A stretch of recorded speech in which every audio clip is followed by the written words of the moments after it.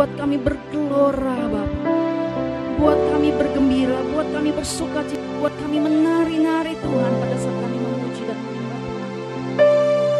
Kami gak mau hanya biasa-biasa, karena kami punya Tuhan yang luar biasa. Kami harus mendapatkan yang terbaik dari Tuhan. Apa saat ini Tuhan kami butuh firman-Mu Bapa. Berbicaralah Engkau Tuhan melalui hamba-Mu, Bapak Gembala Sidang dari Gereja JKI Getsemani Pasca Penasaran. Taruhkan perkataan-Mu dalam perkataan-Mu, hati-Mu dalam hati, perasaan-Mu dalam perasaan, pikiran-Mu dalam pikiran, sehingga setiap yang keluar dari hamba-Mu ini adalah daripada Tuhan. Semua kami dalam nama Yesus dikuatkan dan diberkati dan disegarkan. Kami punya Tuhan yang luar biasa. Ada Roh Kudus dalam hidup kami yang menyertai kami dan menjadikan kami lebih daripada pemenang. Berfirmanlah Engkau Tuhan, berikan kami hikmat, pengertian dan kewahyuan daripada Tuhan. Semua kami diberkati Tuhan, hanya di dalam nama Tuhan Yesus Kristus. Setiap kita katakan dan siap untuk diberkati firman Tuhan, katakan amin.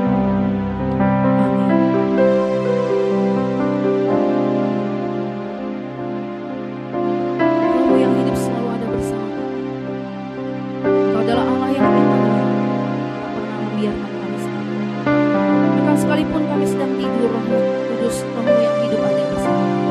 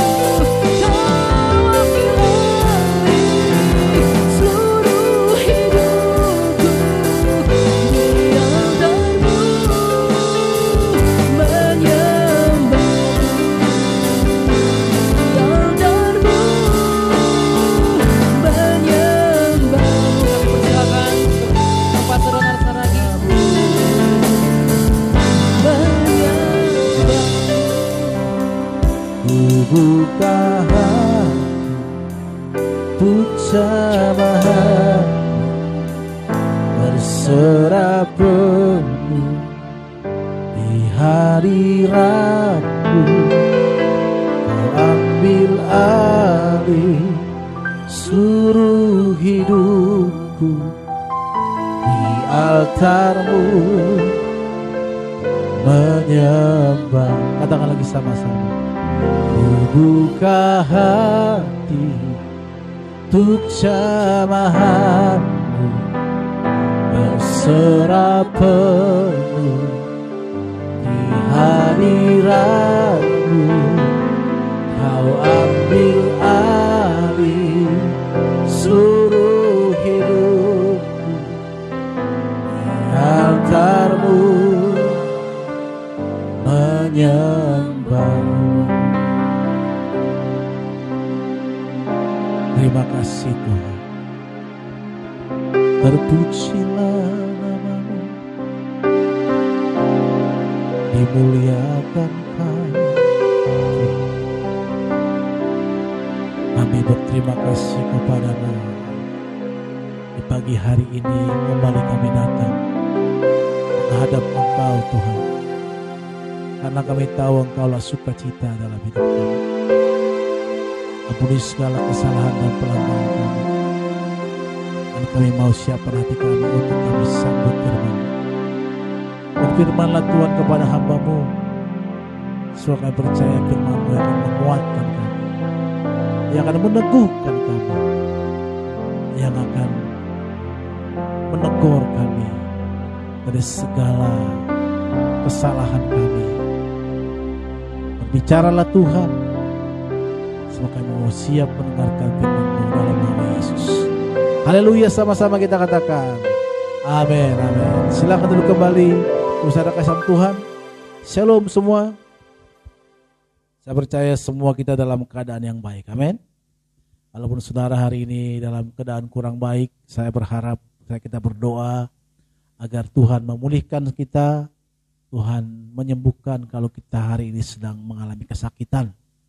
Dan biarlah lawatan Tuhan menyertai kita, sehingga hidup kita semakin hari semakin berwarna di hadapan Tuhan. Bapak saudara kasih Tuhan, sekarang ini kita melihat banyak sekali persoalan pergumulan yang berat, ya, melanda bukan saja umat Tuhan, tetapi khusus dunia ini. Kita dipertontonkan dengan banyak kejadian-kejadian, badai-badai kehidupan, juga badai-badai sesungguhnya. Tuhan. Di Florida tadi pagi saya lihat di TikTok, ya, ada badai yang sangat besar yang mengamuk sehingga menghancurkan rumah-rumah dan juga mobil-mobil serta pemukiman warga. Besar kasih Tuhan, sekarang ini bukan saja itu yang menjadi masalah, tetapi kehidupan kita juga. Sekarang bagaimana kita melihat ekonomi yang sulit, ya, keuangan kita yang sulit, bahkan pekerjaan, mencari pekerjaan yang sulit, sehingga kita melihat kemarakan kejahatan yang luar biasa. Tentu kejahatan tidak terjadi apabila rakyatnya sejahtera. Kalau kita pergi ke negara-negara yang makmur, kita tidak melihat ada kejahatan-kejahatan di sana. Kenapa? Karena mereka makmur. Untuk apa berbuat jahat? Tentu kejahatan itu terjadi karena apa? Karena kelaparan. Ya, selain daripada memang habit, tapi itu karena kemiskinan dan kelaparan. Maka dia nekat untuk berbuat jahat. Karena perut ini kalau sudah keroncongan, apapun bisa dilakukan oleh semua orang. Belum lagi masalah keluarga sekarang ini, Bapak Sampo. Banyak orang-orang percaya, ya tentu sekarang ini saya beberapa kali mengkonselingi keluarga-keluarga yang sedang di ujung tanduk. Dan itu hanya hal sepele, Bapak Sampo Tuhan. Masalah ekonomi dan masalah hal-hal lainnya. Tentu juga ada masalah-masalah yang lain seperti perselingkuhan dan lain-lain. Tetapi yang utama Bapak Sam Tuhan adalah masalah ekonomi yang dimana keluarga tidak bisa menerima keadaan si suami, keadaan si istri. Dan ini memang cara-cara iblis untuk merusak generasi-generasi atau orang-orang percaya. Yang kita menjadi sedih adalah yang terlibat di situ adalah orang-orang percaya, Bapak Sam. Dan ini juga kita lihat, tontonkan di media-media televisi, di mana harusnya artis-artis yang jadi panutan kita, orang percaya, tetapi mereka juga mempertontonkan kerusakan itu. Jadi ini merupakan apa? Ini adalah satu tantangan yang besar dan ini bisa melanda kita, Bapak Usam Tuhan. Kemarin saya teleponan dengan teman, dia bilang sewaktu dia pernah pindah ke Sidikalang untuk mengembalakan, ternyata di sana dia ekonomi sulit, akhirnya pindah lagi ke Jakarta. Di Jakarta dibilang, saya tidur, kami ngontrak di apartemen studio, ya. Jadi ini bicara berdoa tentunya. Dia bilang, anak saya tidur di kasur yang ada anginnya. Saya mau berdoa, gimana? Kalau saya berdoa, tentu anak-anak akan bangun. Tetapi kadang anak saya juga, saya melihat anak saya anginnya sudah kempes, akhirnya mereka tidur di lantai. Dan bagi saya menyedihkan. Puji Tuhan, bersama Tuhan, saya bilang, puji Tuhan ya, saya bukan puji Tuhan, saya juga pernah mengalami itu, tetapi tidak bersama dengan anak-anak. Yang mengerikan kalau kita bersama dengan anak-anak menderita, ya kan? Kalau cuma kita menderita, mau tidur di kolong jembatan, nggak apa-apa. Tetapi kalau kita melihat anak-anak, kalau saya melihat Imayawan gitu ya, Pak beli ini dong.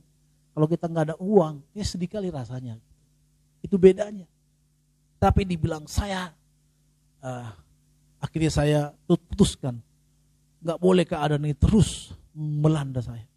Akhirnya dia memberikan waktunya untuk duduk di hadirat Tuhan. Dia bilang, saya targetkan 4 jam satu hari, sekarang saya berdoa. Oh ya, oh gitu. Ya, karena itulah kekuatan. Dan sekarang pemulihan terjadi, mereka diberikan rumah di Celengsi dan pengembalaan. Dan memang dibilang, kalau saya berdoa di kamar studio itu, di ruang studio itu, anak saya bangun, maka saya berdoa di balkon. Karena ada balkonnya untuk jemur kain, saya di situ berdoa. Saya di sana teriak-teriak dengan Tuhan. Bersama Tuhan, tentu dunia ini, walaupun siapa hamba Tuhan, mau siapapun kita akan bisa terkena. Maka perlu kita menguatkan dasar dari iman kita. Ini tidak bisa tidak. Iman kita harus dikuatkan. Gedung yang tinggi itu, kalau dasarnya nggak kuat, kalau ada angin pasti akan roboh. Maka dasarnya kita harus kuat. Dasarnya kita harus kuat. Harus teguh.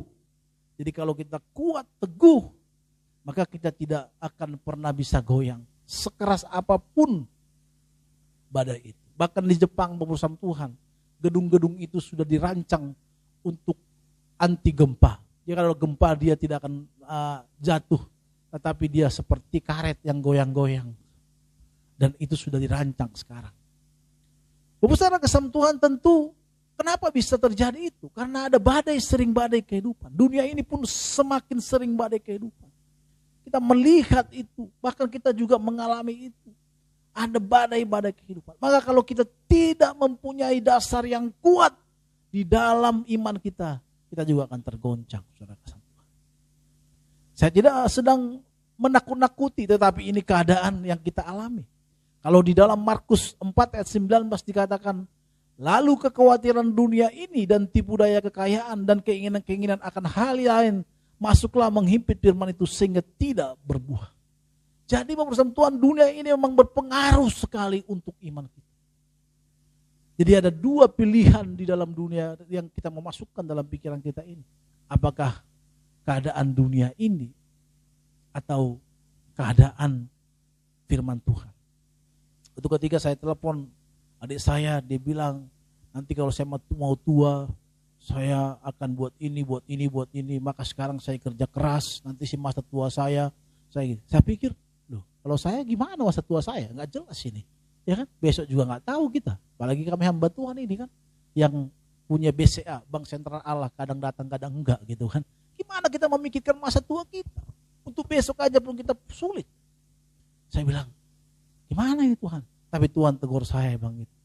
Kamu yang menghidupi kamu siapa? Yang membuat kamu sekarang ini siapa? Apa kamu tahu memang kamu percaya kamu akan panjang umur nanti? Tidak tahu. Walaupun itu doa kita. Saya berdoa sih panjang umur. sampai tua. Tapi kan kita bisa merancang sesuatu, tapi Tuhanlah yang memberikan, yang mengiyakan setiap rancangan kita. Maka perlu guys seperti itu, perlu. Tapi jangan jadi ngoyo kita dengan keadaan ini.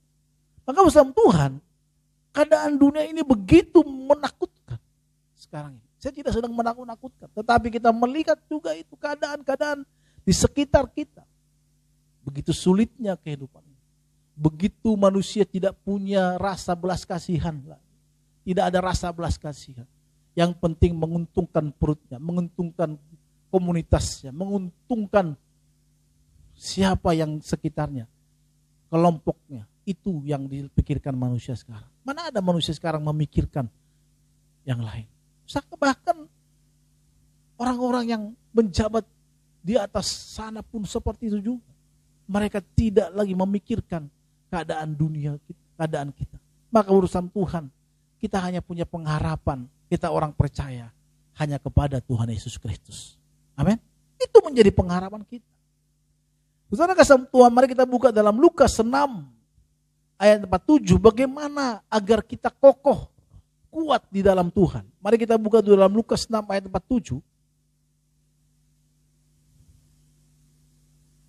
Kalau dari awal kita lihat bahwa sama Tuhan dalam Lukas ini,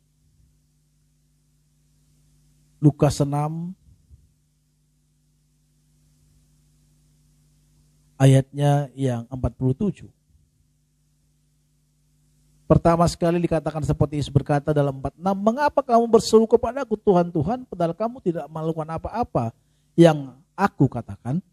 Setiap orang yang datang kepadaku dan mendengarkan perkataanku serta melakukannya, aku akan menyatakan kepadamu dengan siapa ia dapat disamakan.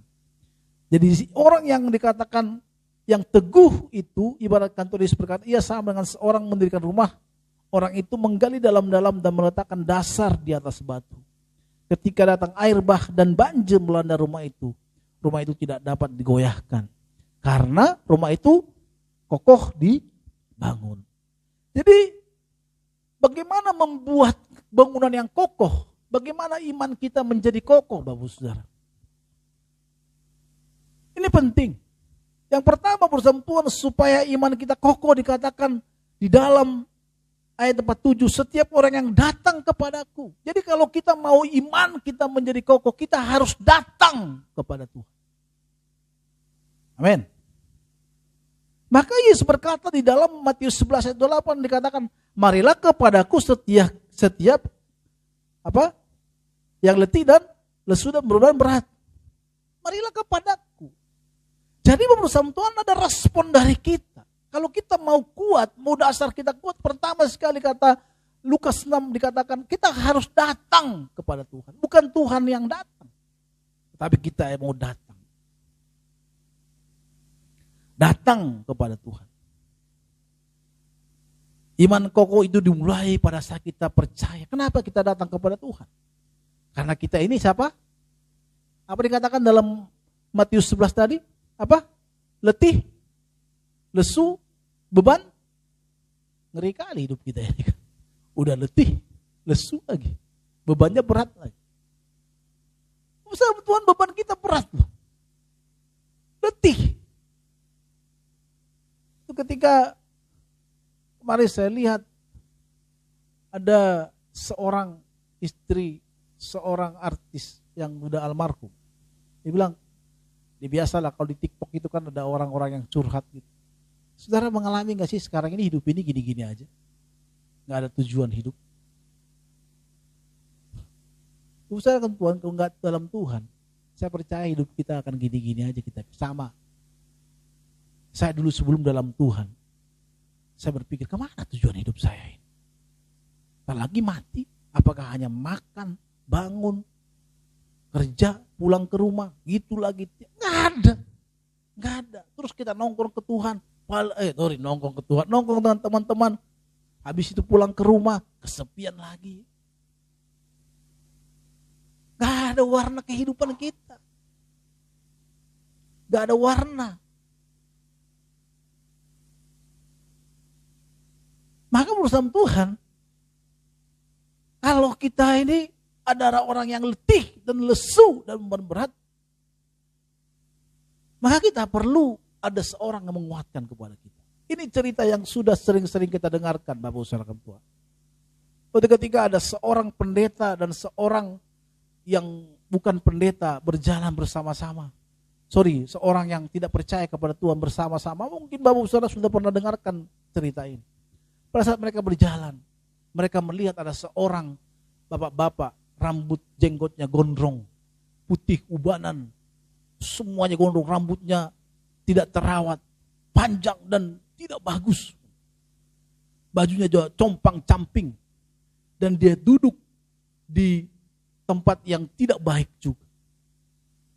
Suatu ketika sampai mereka di tempat orang itu, orang yang percaya tidak percaya ke Tuhan ini berkata seperti ini. Kamu bilang bahwa Tuhan itu baik. Lihat orang itu.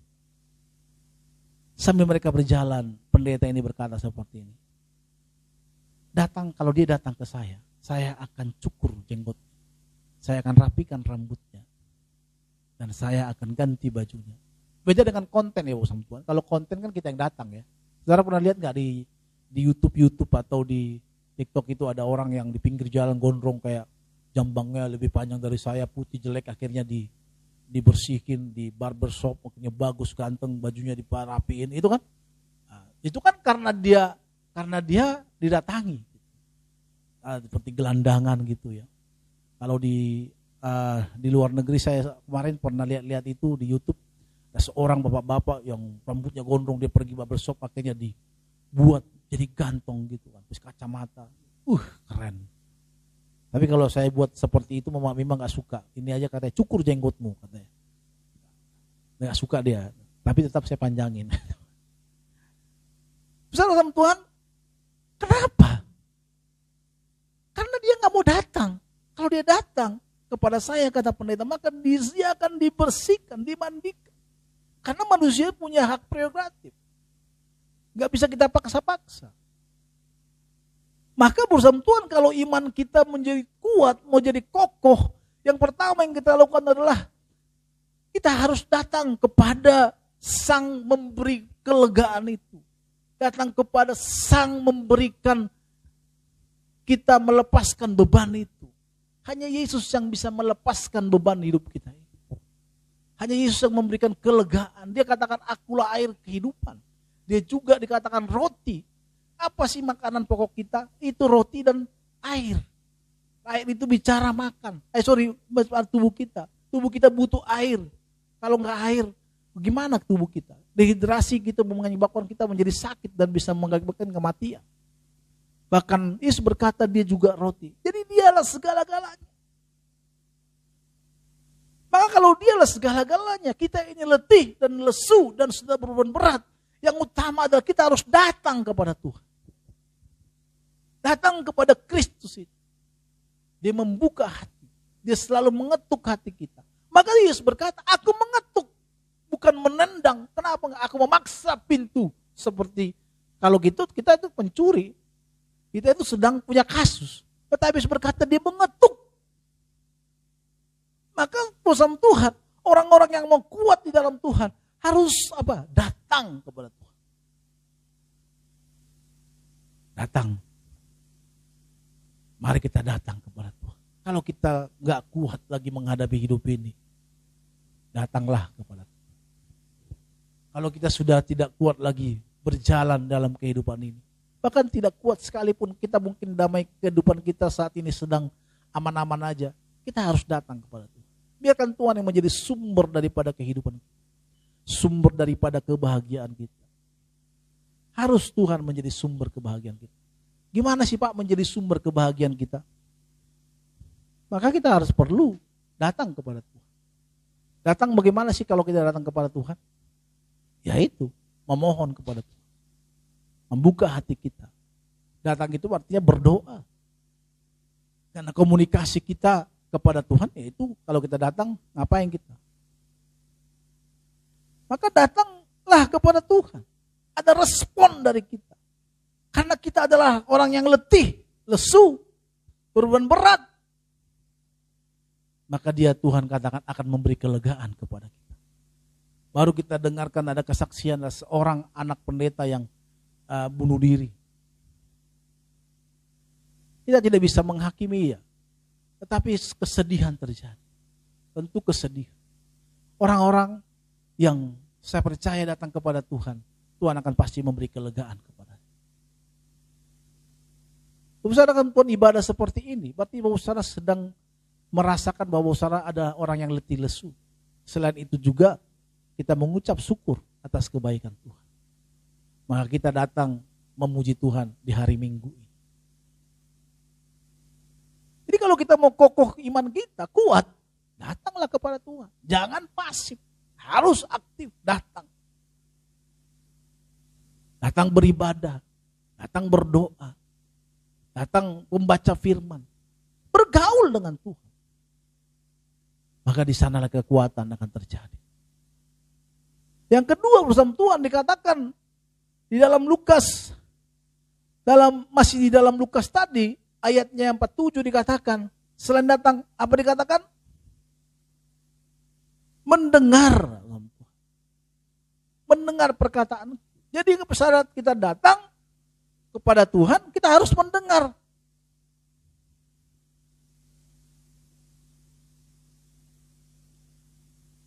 Di dalam Lukas 10 ayat 39, bagaimana Marta untuk agar Tuhan menegur Maria. Di dalam Lukas 10 ayat 39 dikatakan perempuan itu mempunyai seorang saudara yang bernama Maria. Maria itu duduk dekat kaki Tuhan dan terus mendengarkan perkataan. Jadi orang yang mendengarkan perkataan duduk diam. Kalau saudara kesam Tuhan, maka perlu kita duduk diam mendengarkan pendeta berbicara atau duduk diam membaca firman Tuhan atau duduk diam berdoa. Pernah nggak duduk diam? Berapa waktunya yang Bapak Saudara berikan untuk duduk diam mendengarkan Tuhan? Atau kita lebih mendengarkan apa kata sosial media, Facebook dan yang lain-lainnya? Berapa jam? Berapa waktu kita berikan untuk mendengarkan? Pada saat Yesus berkata, Maria ini duduk di kaki Tuhan. Bahkan Marta bilang agar Maria ditegur karena dia duduk aja gak membantu marhobas kalau orang Batak bilang. Pernah gak sih kita merduduk diam di kesunyian mendengarkan Tuhan berbicara kepada kita? Jangan hanya kita terus seperti datang kepada Tuhan, setelah datang kepada Tuhan kita harus duduk diam. Karena seorang kita ini adalah murid. Karena murid itu seperti sekolah, kita datang ke sekolah. Setelah di sekolah itu, apa yang kita lakukan? Baru duduk diam, belajar. Mendengarkan guru berbicara.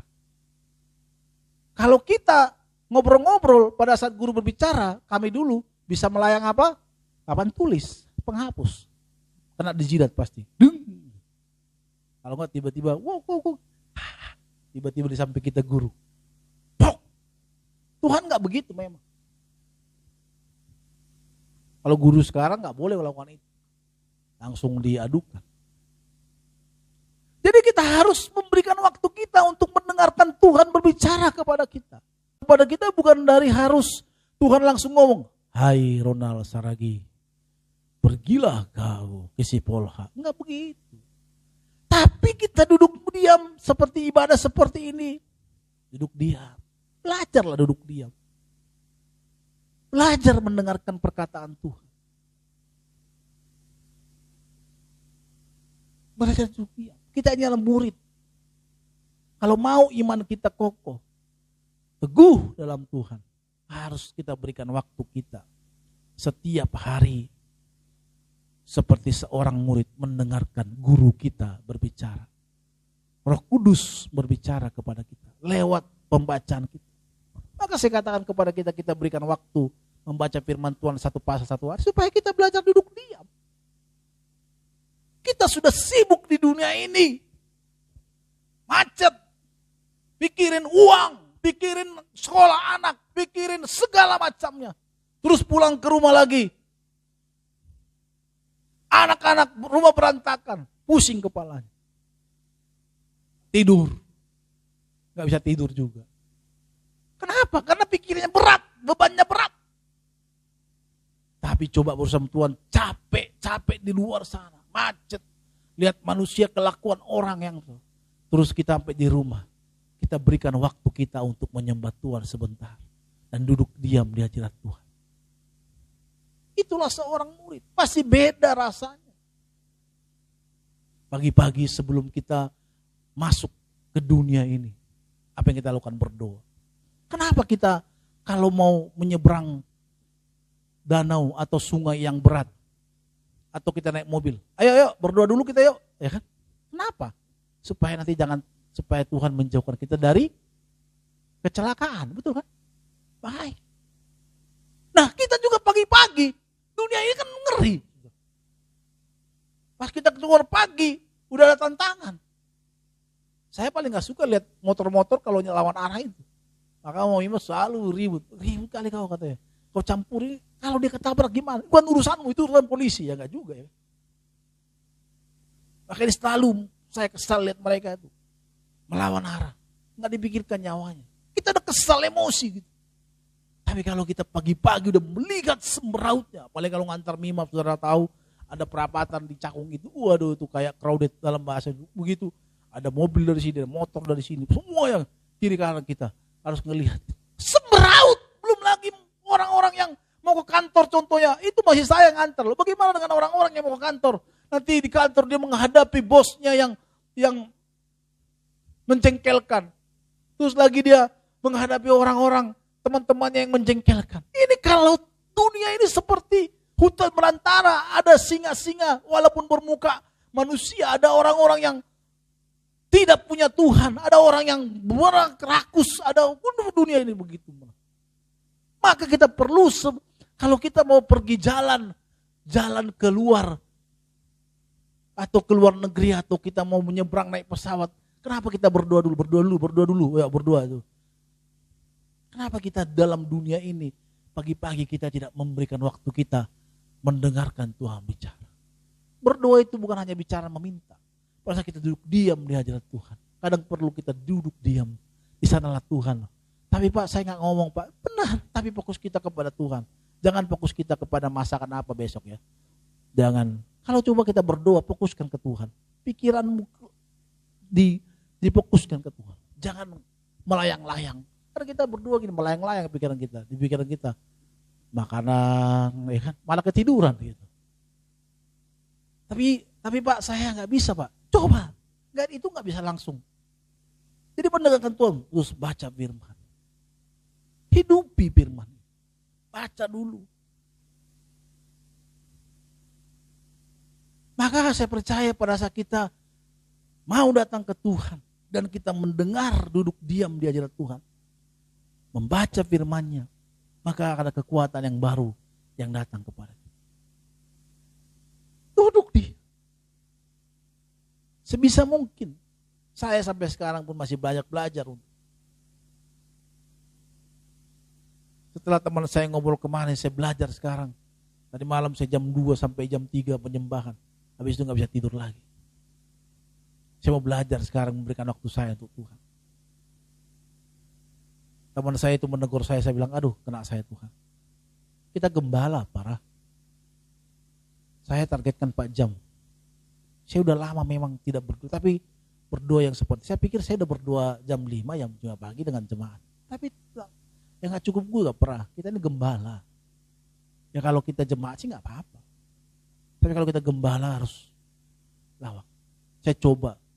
Makanya gak bisa tidur lagi. Tapi beda memang. Beda memang. Rasanya beda. Beda. Hati kita lebih tenang. Pikiran kita lebih jernih. Dibanding kita gak pernah berdoa. Coba aja. Belajarlah mendengar firman Tuhan. Dan Tuhan juga kasih kita hikmat-hikmat marifat untuk menjalani hidup ini. Gak perlu kita duduk diam. Jangan kesibukan dunia ini. Yang kita pikirkan hanya kesibukan dunia. Usaha Tuhan tahu nggak seorang prajurit? Prajurit itu nggak pernah memikirkan kehidupannya. Yang penting dia bilang siap, bangun, siap, siap, siap. Nggak pernah dipikirkan besok kita makan apa. Ada gajinya dari negara. Terus kalau kita kerja, ya kerjalah. Kalau kita kerja taat di hadapan Tuhan, nggak mungkin Tuhan nggak memikirkan hidup kita. Saya percaya itu. Berkat Tuhan akan mengalir bagi orang-orang yang percaya. Maka bersama Tuhan lagu, bat urapan di kepala mengalir, apa kata-kata itu? Ke Bukit Sion. Jadi berkat-berkat itu mengalir dari atas. Jadi kalau kita datang menyembah Tuhan, ya Tuhan akan mengalirkan berkat-berkat. Gak perlu kita sibuk memikirkan besok makan apa. Setia di hadapan Tuhan, bekerja dengan baik, Tuhan akan cukupi kehidupan kita. Gak mungkin enggak. Hidup benar di hadapan Tuhan. Duduk manis di hadapan Tuhan. Mari kita belajar. Waktu kita mungkin gak lama-lama. Mama Mima selalu ngomong ke saya, ini badanku gak pernah olahraga lagi aku. Kenapa gak pernah olahraga? Ya waktunya gak ada. Saya bilang waktu itu kita ngatur. Kalau kita mau olahraga 5 menit, coba dari 5 menit saya bilang. Jangan pikirkan setengah jam. Itu kita kecanduan. Saya juga nge-gym gitu. Dulu pertama-tama badan sakit, tapi sekarang kalau nggak nge-gym merasa bersalah. Maka sekarang kalau sebelum ngantar Mima Yohan sekolah, saya sempatkan setengah jam. Jas ini udah mulai agak berat, tangan udah mulai agak besar, agak susah masuknya. Kemarin waktu sekolah Mima menerima rapot, saya pakai baju agak, saya longgar, pas dipakai sempit nggak bisa keluar. Mima, ibu tolong, bajunya nggak bisa keluar, udah telat nih. Tarik kaki ditarik, robekin aja, robekin. Tarik Bim, tarik Mima. Nggak bisa Pak, Iwan sampai kiri kan. Ngantar Iwan, satu lagi. Si ibu ngantar gitu kan, tarik lagi. Itu baju udah nggak bisa. Kenapa? Karena saya rajin, tiap hari saya nge-gym sekarang. Itu nggak langsung saya 1 jam, 2 jam. Tapi kalau mereka nggak sekolah, saya bisa 2 jam di sana. Dan saya nggak pegang handphone. Wah, saya nikmati sekarang olahraga itu. Maka saya bilang kalau kamu olahraga 5 menit aja, lihat YouTube. 5 menit udah, jantung ngos-ngosan, kamu sehat. Gak perlu pikirkan 5 menit. Kalau sama dengan berdoa, sangat dengan baca firman, gak perlu. 1 pasal nih, oke setengah pasal aja. Gak perlu dilaporkan nih ke gereja, gak apa-apa. Penting ngebaca firman. Tapi masalahnya baca firman gak ngelaporin, memang gak baca sama sekali. Atau baca cuma 1 pasal. Maka Yesus pergi ke surga. Amin. Terima kasih Tuhan, aku udah baca Alkitab. Ya gitu, cuma gayar utang. Coba baca 1 pasal. Kita baca 1 pasal itu belajar berdiam diri loh. Kadang kebosanan. Kalau Mima nih, Mima baca firman. Panjang banget. Saya mau ngajarin dia untuk duduk diam. Belajar membaca. Kita juga harus belajar ya anak-anak kita. Agar dia belajar menahan kesakitan. Karena di sakitan itu, kadang dia merasa bosan, kebosanan itu dilatih sama dia. Saudara tahu gak bahwa sama Tuhan? Orang-orang yang berpiano, pintar main piano, bisa memainkan kiri kanannya, itu otaknya pasti cerdas. Dan dia belajar sabar. Maka orang-orang yang, anak-anak yang seperti autis ya, disarankan untuk belajar piano. Karena piano itu kan sabar. Dan kalau kita kan pengen cepet, kita pengen cepat. Bermusik itu kan, belajar bermusik itu gak bisa langsung jadi. Contohnya kita ngulik 1 lagu. Salah, pindah lagi. Salah, pindah lagi. Oh, salah. Kita kemana ya? Zaman dulu kan, musik kan kalau sekarang kan tinggal lihat aja setting. Chord, menyembahmu langsung keluar. Kalau zaman dulu kan enggak, coba TV, tok, utang lagi. Maka dulu tuh saya ngamen dulu dengerin musik. Oh kemana nih? Udah malas lah gitu. Maka sampai sekarang nggak pintar-pintar bermusik karena malas. Jadi butuh mendengarkan itu butuh memang kebosanan kita ada, kemalasan kita, tapi kita paksa di sana. Di sana adalah Tuhan. Nanti lama-lama kalau kita duduk diam itu menjadi kecanduan dalam hidup. Sama dengan kita berdoa 5 menit, apa-apa 5 menit. Tapi setiap hari kita konsisten, lama-lama kita kecanduan nanti. Kalau nggak berdoa, pengen berdoa lagi lah. Kita pengen cepat pulang berdoa. Kita cepat-cepat membaca firman. Kok beda banget Tadi firman Tuhan seperti penasaran, tapi karena aku mau kerja, jadi aku putuskan, aku pengen ke rumah untuk membaca firman Tuhan ini. Itu pasti ada di hati kita. Orang-orang yang mau mendengarkan, datang hadirat Tuhan, mau diam, itu akan menjadi kecanduan. Kenapa kopi yang pahit orang kecanduan? Padahal pahit loh. Mau dikasih gula juga tetap pahit. Kenapa? Itu adalah hal yang memang ada satu kecanduan yang membuat kita pengen ngopi-ngopi terus. Saya juga pengen ngopi 4 kali sehari. Tapi kalau ngopi 4 kali sehari, 2 kali sehari aja udah langsung pusing kepala. Maka cuma sekali saya tahan. Sekali aja 1 hari. Maka bersama Tuhan, kalau kita mau kokoh di hadapan Tuhan, kita harus duduk diam. Dan selanjutnya bersama Tuhan dikatakan apa? Dikatakan dalam Lukas, tadi masih dalam Lukas 10 ayat 1 katakan, tetapi Tuhan menjawab, Marta, Marta, engkau khawatir dan menyusahkan dirimu dengan banyak perkara. Tapi yang satu saja yang perlu, Maria telah memilih bagian yang terbaik, yang tidak akan diambil daripadanya. Jadi di saat kita diam di hadirat Tuhan, mendengarkan Tuhan bicara, kita telah memilih bagian yang terbaik. Kita tuh banyak, kita pengen eksis, pengen selalu pengen di depan, tampil terus. Bukan berarti harus tampil di depan sini ya, tapi pengennya kita kan nunjuk eksis. Tapi jarang orang pengen duduk di belakang, duduk diam. Merenungkan, mendengarkan. Saudara, Bapak Saudara kesampuan, kita tidak akan pernah bisa menjadi kokoh kalau kita tidak belajar untuk duduk diam di hadirat Tuhan. Kita tidak bisa menjadi bertumbuh di dalam Tuhan kalau kita tidak pernah duduk diam, datang kepada Tuhan dan duduk diam. Maka kita datang kepada Tuhan, saya katakan tadi, karena kita merasa lemah, letih, lesu, dan beban berat. Dan kita hari ini juga, setelah kita datang, kita duduk diam. Kita ada seorang murid, duduklah. Tadi mana kita duduk? Di meja mungkin kita duduk merenung. Perlu, entah 2 menit, 10 menit, setengah jam kita merenungkan firman. Baru kita berdoa. Kita waktulah, malam mungkin kita lakukan, pagi. Bapak Saudara tidak ada waktu untuk menyembah Tuhan. Sebentar saja, Tuhan terima kasih untuk pagi ini. Habis pulang, nggak bisa. Kita kasih waktu kita untuk membaca firman Tuhan 1 pasal atau pagi. Baru kita berdoa, terima kasih hari ini. Nanti malam kita doa lagi, terima kasih hari ini. Duduk dia. Dan yang terakhir bersama Tuhan dikatakan apa? Melakukan. Hidup hipodeixo, artinya I will show, menunjukkan. Jadi kalau kita bilang, kamu bisa naik motor enggak? Bisa dong. Coba tunjukkan, ini motor. Coba kamu pakai motornya. Jadi kalau kita adalah seorang sudah matang kepada Tuhan dan mendengarkan, kita harus melakukan prakteknya. Saya ini STM, Bapak Sampo. Kami datang ke sekolah pagi-pagi. Jam 7 udah masuk, terlambat disiram solar di kepala. Tapi di gereja kita nggak perlu lah terlambat disiram solar kepala kita ya. Karena Tuhan Maha Pengampun kepada kita. Yang kedua bersama Tuhan, setelah itu kita upacara. Maka kita duduk diam guru ngajar. Begini kenapa cara kerja motor, mobil adalah begini. 4 tak menghasilkan 4 putaran langkah. Bukan itu dipelajari sama kami dulu itu. Kenapa ini? Motor itu semua tuh. Karena saya dulu jarang ke sekolah, maka saya jadi bodoh. Pada saat tamat dari STM otomotif, motifnya tinggal, otonya yang dibawa pulang ya kan. Jadi nggak tahu apa-apa, cuma bisa bongkar ban. Iya, karena saya jarang masuk memang waktu itu. Sekolah itu jarang masuk saya.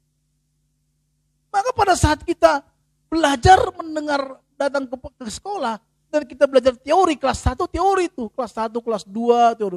Kelas 2 udah mulai semester mau tamat, udah mulai praktek tuh. Praktek bongkar mesin. Jadi ya, teori-teori itu dipraktekkan. Maka sama juga dalam keadaan kita di dunia ini seperti itu. Pada saat kita datang ke Tuhan dan kita mendengarkan, maka teori-teori itu harus dipraktekkan. Kita keluar dari rumah, di rumah kita mau marah. Tadi pagi Tuhan bilang, jagalah hatimu dari segala kewaspadaan. Karena terpancar kehidupan.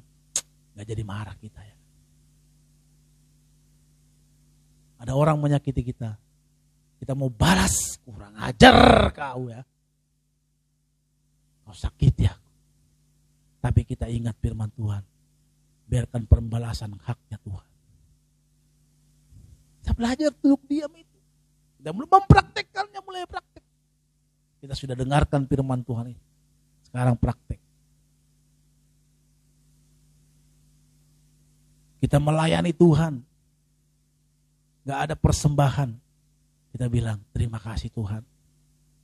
Walaupun gak ada persembahan. Saya bilang, bukan berarti teman-teman nanti gak ada persembahan. Gak ada persembahan, gak apa-apa. Tuhan akan gantikan. Suatu ketika usaha Tuhan saya saksikan di sini. Saya diundang nyanyi di Pengandaran. Pernikahan. Oh nyanyi, ongkosnya lumayan. Tempat tinggal saya sampai di situ, saya bilang hotelnya bagus. Ternyata tempat tinggal saya nggak ada. Saya disuruh kumpul sama keluarga. Saya bilang nggak nyaman saya ini, saya bilang, saya ngundang. Akhirnya dicarilah losmen yang rumah yang murah gitu. Tapi bersih. Ya udah saya tidur sih. Saya pikir mantap ini, haleluya. Ini lagi keuangan saya lagi turun-turun, nggak ada nih. Saya percaya Tuhan memberkati. Selesai acara, dia bilang, Pak, saya udah transfer ya. Ya, gitu. Saya lihat karena waktu itu belum ada e-banking. Sampai saya di kosan saya lihat, itu menyedihkan sekali. Ongkos saja udah sekian. Itu ongkos ke sana pun ngutang ya kan waktu itu. Saya ngutang sama waktu itu ada teman lah untuk ongkos ke sana. Ya kasih. Saya mau marah. Udah nyanyi, disuruh MC lagi. Udah nggak dilayani. Udahlah. Tapi saya bilang, Tuhan, aku ini melayani. Udah. Saya ini melayani. Saudara kasam Tuhan, tiba-tiba teman saya telepon. Rai mau nggak Kalimantan? Khotbah. Pelayanan. Pelayanan apa? Khotbah lah. Oh gitu. Saya pikir Kalimantan, ya udah Kalimantan aja. Saya pikir ya udahlah melayani. Terus saya diminta email dan saya buka emailnya Bapak Ronald. Bapak Ronald ya kan, Saragi. Ini berikut dengan tiket Bapak. Garuda. Oh ngeri ini apaan ini kan? Saya pikir ya mungkin yang pesawat biasa-biasa. Garuda. Garuda. Oke, puji Tuhan saya bilang. Sampai nanti Bapak jam berangkat sini sampai saya di Spingan waktu itu, Spingan ya, di Balikpapan itu. Saya dijemput sama orang, ternyata saudara udah tahu nggak? Saya itu diundang di Pupuk Kaltim. Ini baru kejadian kemarin saya diundang, nggak ada PK-nya itu, tapi saya diundang di Pupuk Kaltim. Haleluya kan? Bapak nanti khotbah di sini, khotbah sini. Oh ya siapa? Saya dibawa ke hotel, hotelnya bagus. Di hotel itu dikasih lagi seperti bingkisan buah-buah yang banyak. Hotelnya bagus. Ini kayak pendeta besar nih kan. Jangan sampai mereka datang ke Jakarta melihat saya tinggal di kos-kosan RSSS, rumah sempit sederhana, susah selonjor. Saya nikmati. Paginya tiba-tiba pagi, Bapak istirahat sekarang ini, nanti besok pagi dijemput. Pagi saya mau masih tidur-tiduran biasalah. Biasa di kos-kosan hanya kipas, sekarang pakai AC kan enak juga tidur. Pak, ada tamu dijemput Pak. Saudara tahu nggak yang menjemput saya 4 hari itu adalah petinggi-petinggi dari Pupuk Kaltim. Saya dijemput kayak pendeta besar. Sampai selesai saudara kasam Tuhan. Hari Senin saya pulang. Saya sampai hari Kamis, sampai Senin saya pulang. Ronald, ini transport Bapak. Ini PK Bapak pertama, ini PK kedua, ini PK ketiga, ini PK keempat, dan terakhir. Itu segepok, saudara. Saya masukin tas, saya belum buka, nanti saya buka. Sampai di rumah, saudara. Itu melimpah berkat Tuhan. Kita belajar untuk apa? Untuk memberikan Tuhan ruang untuk kita tidak membalas. Saya gak ngedumel waktu saya dipundang. Dan seringkali juga seperti dalam pelayanan saya. Diundang-undang khotbah. Waktu kami di Batam lebih parah lagi. Undang khotbah, haleluya. Udah panas saya minta ampun. Terima kasih Pak Ronald. Ya kan? Kasih amplop. Cuma 5.000 dikasih. Puji Tuhan, ngapain sih dikasih? Gak usah dikasih sama kalian Bu. Ya kan? Tapi gak apa-apa. Nikmati saja. Ya kan? Gak perlu kita. Zaman kita dulu di gereja sono. Wah, itu kirim ke Semarang. Habis. Zaman dulu tuh naik kereta bersama Tuhan. Bukan seperti sekarang. Kita itu lagi duduk, tiba-tiba di bawah kolong kita udah ada orang tidur. Di samping sini ada, ini benar, tanya Amang Boru ini orang Jawa ya, Namboru. Di kawah itu ada orang loh. Sampai saya mau orang kecil, sampai saya tahan. Saya bilang, minggu dulu, bulan depan kita kesana lagi. Oh, saya bilang, naik bisnis aja lah, kita tambahi daripada kita sengsara. Mendingan naik bisnis. Zaman dulu kan saya ngerasain itu. Waktu pelayanan ke Semarang. Kita mau keluar, malah digalakkan dia. Maaf Pak, kita kamar mandi ada orang lagi di kamar mandi duduk begini. Ya terus gimana kita mau buang air kecil bos? Ada orang di kamar mandi begini. Udah penuh semua itu. Mengerikan dulu memang naik kereta. Tapi dalam Tuhan, kita tidak pernah bersungut-sungut untuk. Saya tidak pernah bersungut-sungut. Saya kesaksikan ini apa? Di sanalah kita bisa belajar melakukan itu. Waktu ketika saya disakiti orang lain, saya bilang, saya mau bakar itu, saya habis. Apa saya bilang? Kalau kau membalaskan, udahlah. Waktu itu memang semua penghasilan saya di-cut. Dia yang merusak saya. Saya habisin. Tapi dia bilang, kalau kau membalaskan, kau tidak memberikan kesempatan kepada Tuhan. Biarkanlah Tuhan membalas. Buka ruang untuk Tuhan untuk membalas. Saya belajar untuk mengampuni. Saya nggak mau membalas. Biar siapapun itu. Belajar. Jadi praktek.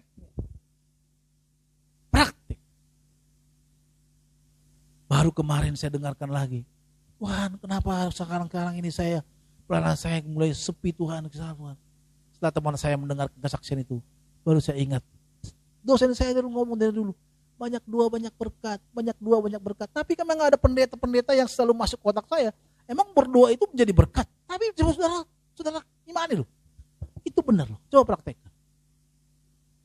Jadi kalau saudara dalam kesepian, letih lesu, berikan waktu untuk Tuhan.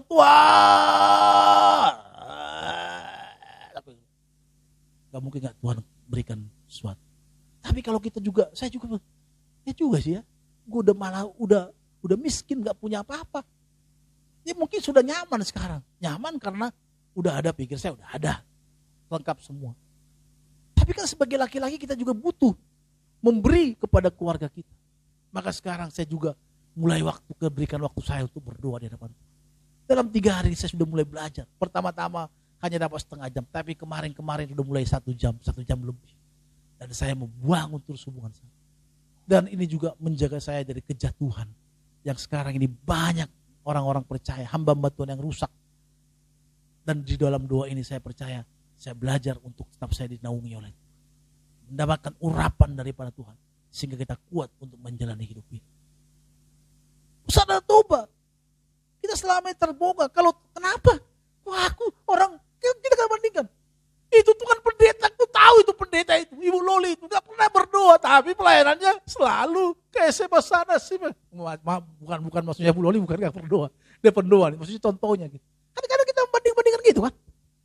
Tuhan dia kan gak pernah berdoa. Hartanya banyak.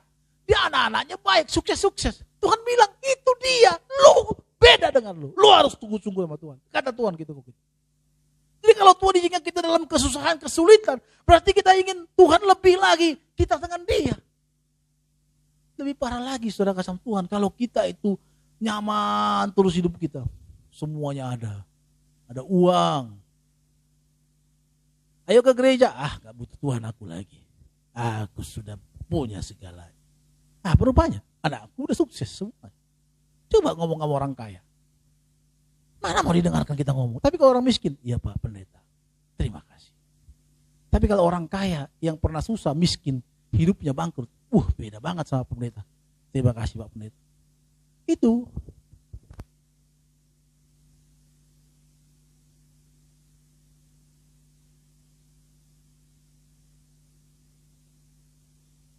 Terharu.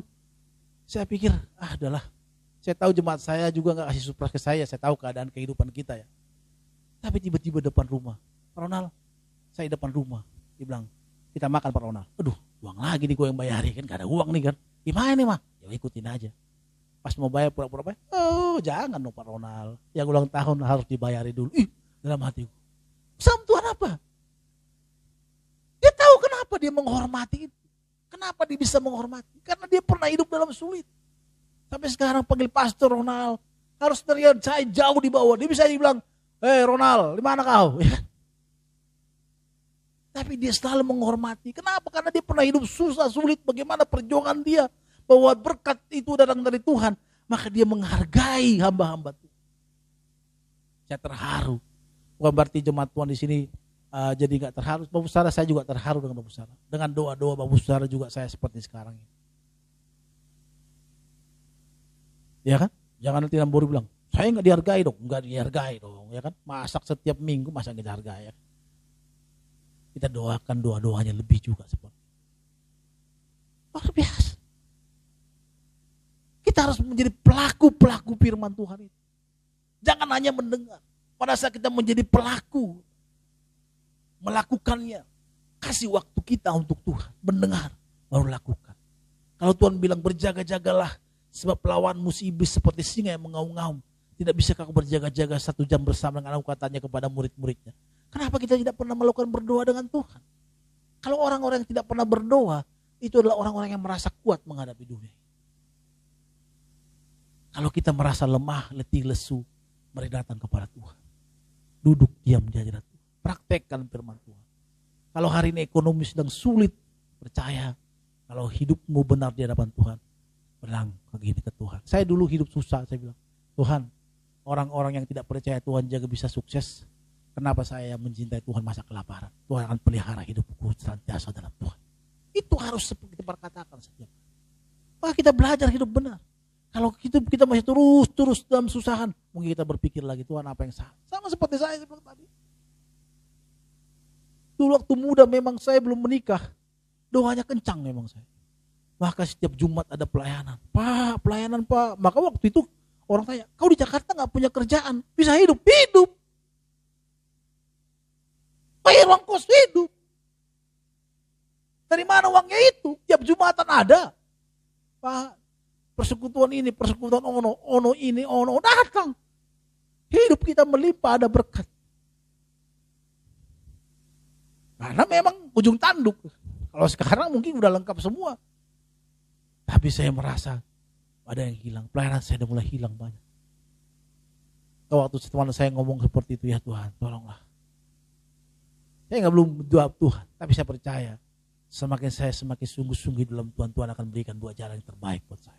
Itu gak mungkin. Pasti. Bu Loli juga ini hidup dalam doa.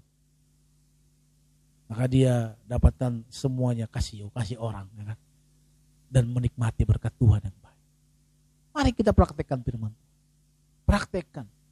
Maka kita menjadi kuat, kokoh di hadapan. Mulai kita belajar mempraktekkan. Maka kesimpulannya, bagaimana kita menjadi kuat, mendengarkan, melakukannya.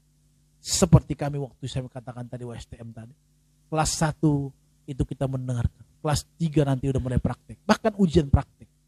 Maka memang sih ada orang-orang di luar sana yang bisa langsung tanpa teori. Tapi kan dia lihat-lihat orang-orang kepala tukangnya. Contohnya dia jadi connect di tukang bongkar mesin. Dia lihatin. Kamu lihat dulu, ambil kunci ini. Oh gitu caranya ya. Sama seperti saya sama Tuhan.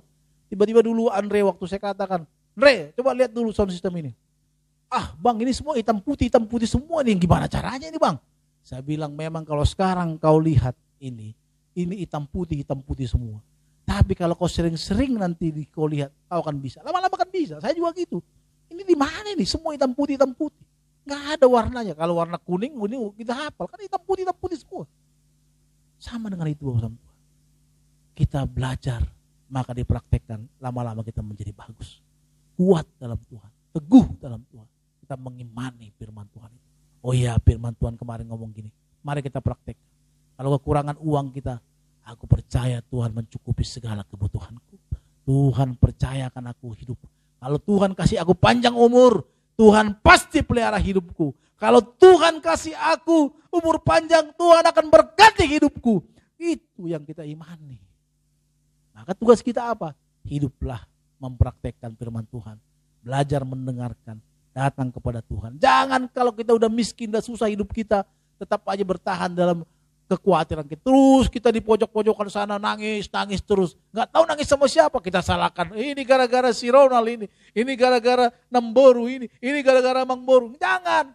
Ini gara-gara Tito Pipi ini. Jangan. Kita datang ke Tuhan. Tuhan, aku ini sedang miskin. Tuhan, aku sedang susah. Tuhan, aku sedang dalam pergumulan. Aku hidupku udah di ujung tanduk. Tolonglah Tuhan. Gitu. Tuhan bilang, kat, kasihan itu, kasihan. Udah buka berkat, udah, kasih. Daripada teriak terus, kasih. Dan Tuhan kirimkan berkat melimpah kepadamu. Apa yang kamu minta Tuhan kasih. Akhirnya haleluya, lupa lagi sama Tuhan. Itu kan? Enggak lah. Tapi jemaat Getsemani pasti semakin setia sama Tuhan. Amin. Kalau kita diberkati Tuhan, kalau kita semakin setia sama Tuhan. Belajar kita setia. Kalau Tuhan sudah berkati hidup kita, kita harus semakin sungguh-sungguh dalam Tuhan. Tuhan berkati kita berikan tepuk tangan yang meriah bagi Tuhan kita. Haleluya. Tundukkan kepala kita, satukan hati kita berdoa. Bapak Surgawi, terima kasih buat firman-Mu yang boleh hamba sampaikan. Berkati kami semua. Nah, saat ini Tuhan, kami mau bersyukur, kuatkan kami dalam menjalani kehidupan ini. Berkati kami semua, berkati keluarga kami, berkati kami dalam ibadah ini. Kuatkan kami, berikan kami hikmat, marifat terus dalam menjalani hidup ini.